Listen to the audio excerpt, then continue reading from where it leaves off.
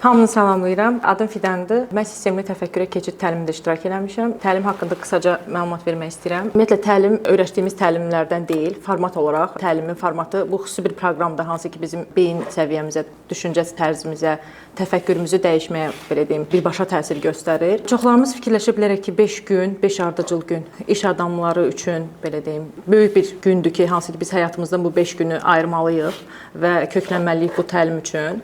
Amma inandırım sizi ki, bu 5 gün sizin bütün həyatınızı dəyişməyə təsir göstərəcək. Ona görə də bu 5 günə qatılmağa dəyər. Demək istərdim, təlimə qatılanda heç bir gözləntimiz olmamalıdır. Gözlənti olmamalıdır ki, mən bu təlimə qatılacağam, çıxanda artıq dəyişəcəm. Xeyr, belə bir şey yoxdur. Əlbəttə ki, təlimdə öyrənmək hər bir insanın özündən asılıdır. Yəni dəyişmək də birbaşa buna təsir eləyəcək. Yəni öyrənmək də daxili proses olduğu üçün, yəni öyrənməyə də bilərsiniz orada. O sizin dinləmənizə, eşitmənizə bağlı bir faktordur belə deyək. Hansı ki birbaşa sizin dəyişməyinizə köməklik göstərəcək. Bir şey də qeyd edim ki, təlim bizim daxili potensialımızı üzə çıxardır və bizim təfəkkürümüzü dəyişməyinə belə deyək xidmət eləyir. Təlimdən sonra mən ümumiyyətlə insan beyninin nə dərəcədə sərhədsiz, limitsiz olduğunu kəşf eləmişəm və düşüncələrimdə belə deyək disiplin yaratmışam. Bir şey də qeyd etmək istəyirəm ki, təlimdən sonra beynim üçün mövcud olmayan bir faza kəşf elədim özümdə və bu fazaya keçid üçün addımlar atmağa başlamışam. Bunun üçün əlbəttə ki, təlimin özündə də xüsusi proqram var və xüsusi materiallar verilir bizə təlim vaxtı ki, hansı ki siz bu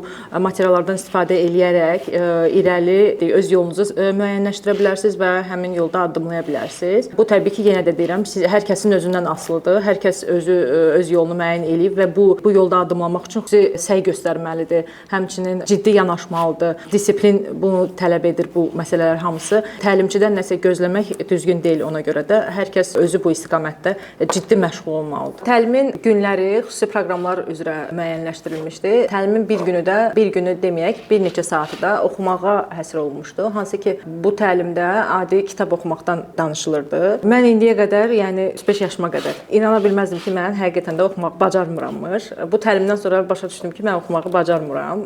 Amma ən azından bu yolda addımlamağa başlamışam təlimdən sonra. Oxumaq doğrudan da bir fəaliyyət imiş, ciddi sənət imiş. Oxumaq haqqında sadəcə oxumaq sözünün bir neçə mənası var da. Oxumaq haqqında yalnızca kitab oxumağı nəzərdə tutmuruq. Daha geniş, oxumaq sözündən daha geniş anlayışda oxumaq özü. Ona görə də belə deyək, sözlərin hansı dərəcədə əhəmiyyətli, danışdığımız, ağzımızdan çıxan sözlər nə dərəcədə əhəmiyyətlidir, nə dərəcədə qarşı tərəfə düzgün ötürə bilirik, düzgün sözlər seçmək, öyrənmək. Bu kimi məqamlar hamısı təlimdən sonra məndə formalaşmağa başladı və hətta tam səmimi etiraf edim ki, izahlı lüğəti də yazmışam telefonuma. Bəzən olur ki, sözlərin izahlı lüğətinə daxil oluram, lüğətdə sözlərin mənalarına baxıram ki, düzgün sözləri istifadə edeyim, istər yazıda, istər danışıq vaxtı fikrimizi düzgün ifadə etmək üçün və təlimdən də belə bir termin xatırlayıram, daha doğrusu ifadə idi, belə bir ifadə idi.